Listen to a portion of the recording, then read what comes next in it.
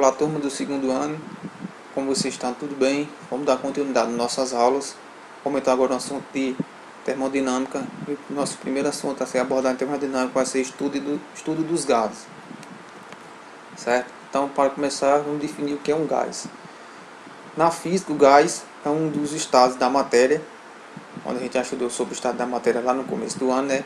Temos o estado líquido, sólido e gasoso. Não tem forma nem volume definidos, então, e consiste em uma coleção de partículas, certo? Tais como moléculas, átomos, íons e elétrons, cujos movimentos são aproximadamente aleatórios. Então, o gás ele não tem uma forma, certo, definida.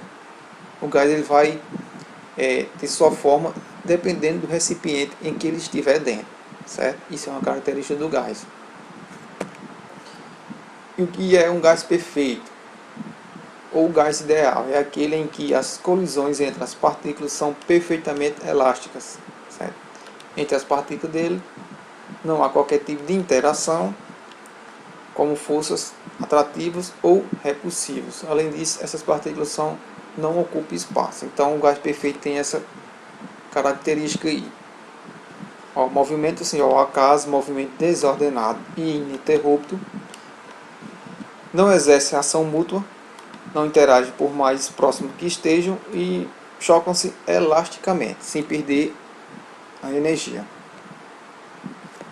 Aí, para que a gente estude os gases, a gente tem que saber sobre suas variáveis de estado, certo? São as condições nas quais um dado material existe, são descritas por grandezas físicas, como pressão, volume, temperatura e a quantidade de substância. Então, as principais variáveis de estado são pressão, volume e temperatura. O que é a pressão do gás? A pressão que o gás exerce nas paredes do recipiente devido às colisões. Então, devido às colisões de partículas lá, as colisões das partículas do gás nas paredes do recipiente, isso vai provocar uma pressão. O volume de um gás ideal é o volume do recipiente. Foi como eu falei, o gás ele tem a capacidade de adquirir o formato do recipiente.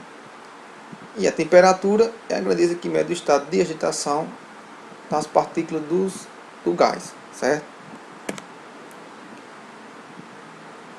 Então, para isso a gente já entra na equação do gás ideal, certo? Que é essa aqui que a gente pode observar aqui, que é o PV igual a nRT. Para isso, as medidas do comportamento de muitos gases deduzem de três conclusões. Então, muitos gases obedecem a essas três conclusões aqui.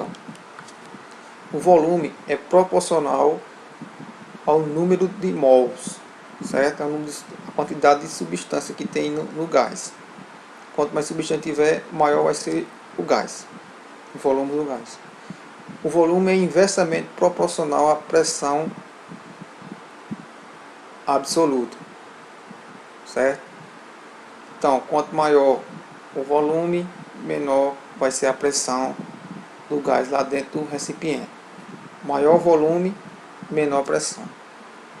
E a pressão é proporcional à temperatura. O que isso quer dizer? Quanto maior a temperatura, maior vai ser a pressão do gás dentro do recipiente.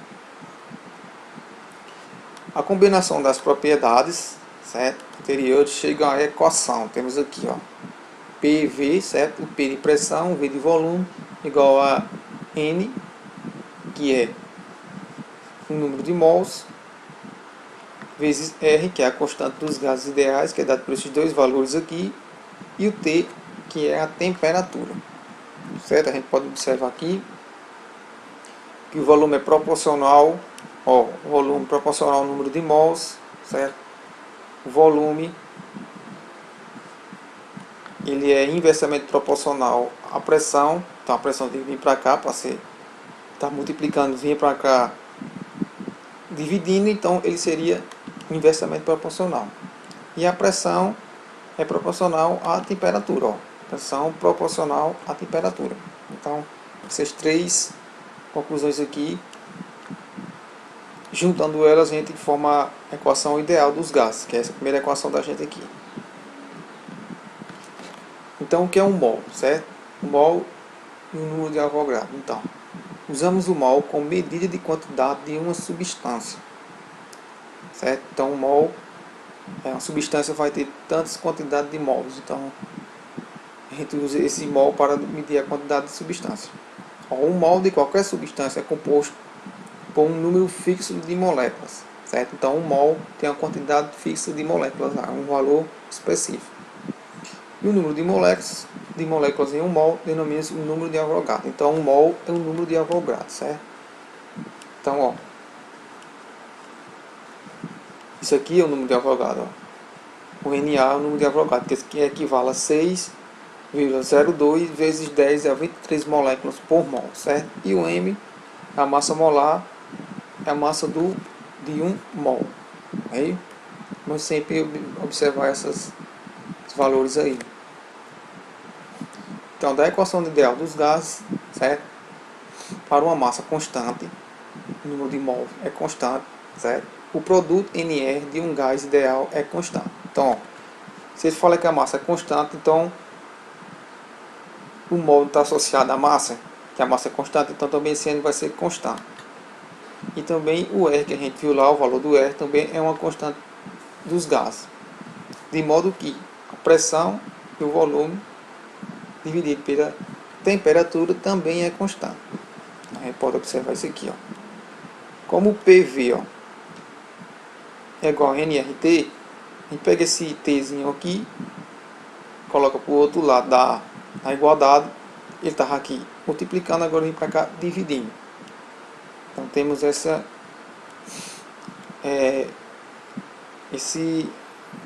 aparência aqui da equação, dessa para essa aqui. Então, ó, considerando o estado inicial 1, ó, aqui, e o outro estado inicial 2, que é esse, certo? Se isso aqui é igual a isso é igual a isso aqui. Então a gente substitui esse NR por P2, V2 e T2, certo? Vamos lá. Então agora vamos usar aquela fórmula lá, ó, que a gente aprendeu, a equação ideal, e vamos aplicar ela agora nas transformações particulares do gás, certo? Dos gases. Então a nossa primeira transformação é a transformação isobárica, certo? Dada pela primeira lei de Gay-Lussac. Na isobárica, a pressão aqui é constante, só que vai variar o volume e a temperatura. Então, como a gente pode observar aqui na imagem, para que no estado inicial desse gás, certo? Ele permaneça sua pressão constante, que vai variar a temperatura e o volume, certo? Se o volume aqui, ó, aumentar, certo? Perdão, vamos fazer um exemplo mais fácil. Se a temperatura aqui do gás aumentar, para que a pressão continue a mesma, certo? O volume vai ter que aumentar também, certo? Porque se o volume continuar o mesmo, a pressão vai aumentar, não vai ficar mais constante. Então, aumenta a temperatura, tem que ter o aumento do volume para que a pressão continue constante, certo? A gente pode observar aqui no GIF, aqui na imagem, aqui, ó, animação, que temos aqui uma fonte térmica aquecendo um gás, certo? Esse gás, para que seja mantida sua pressão constante, seu volume tem que aumentar. Temos aqui o gráfico da pressão vezes o volume, certo? Aqui pode observar, a temperatura aumenta. De acordo que a temperatura aumenta, para a pressão ficar constante, o volume também tem que aumentar, ó. T1, V1. Aumentou a temperatura, T2, o volume 2 aqui tem que aumentar também, para que a pressão fique constante. Nossa segunda transformação é a transformação isocórica, certo? Vem da segunda lei de Charles. Agora o volume é constante, vai aumentar agora só a temperatura e a pressão, ok? Vamos dar uma olhadinha aqui nessa isobárica aqui primeiro, ó. Dar uma olhadinha como ficou a nossa equação. Como a gente falou que a pressão é constante, o P aqui da equação eles vão-se embora, ele não aparece. Fica só as variáveis que vão variar aqui, ó. Certo? A temperatura e o volume. Aí na isocórica, como o volume é constante, na equação o volume não aparece. Então, ó, temos aqui um gás, seu estado inicial, pressão e temperatura inicial. Para que esse volume continue constante, certo? Ao aumento da temperatura, tem que ter um aumento da pressão para que o volume não varie, certo? Se a temperatura vai aumentar, a tendência é o volume aumentar, não é isso? Então, para que o volume não aumente, certo? Que aqui o volume é constante, tem que aumentar a pressão aqui da tampa para que o volume não varie, certo? Então, um aumento da temperatura, um aumento da pressão. A gente pode observar aqui no gráfico, ó, pressão e temperatura. Tem um aumento da temperatura, certo? Ó, T1, P1, certo? Aumentou a temperatura, a pressão tem que aumentar proporcionalmente para que o volume continue constante. Ok? E por último, para encerrar aqui, temos a transformação isotérmica, regida pela lei de Boyle, certo? Agora aqui a temperatura que vai ser constante. Vai ter um aumento no volume, a pressão diminui proporcionalmente. Então, agora como a temperatura aqui, ó, do gás é constante, então o T aqui da fórmula ele não vai aparecer, só vai ficar aqui os que vão variar, que é a pressão e o volume, certo? Temos aqui, ó, um gás estado inicial, pressão inicial P e um volume V. Agora, ó, se temos aqui um aumento, certo, da pressão, para que a temperatura continue a mesma, tem que ter uma diminuição do volume, ok?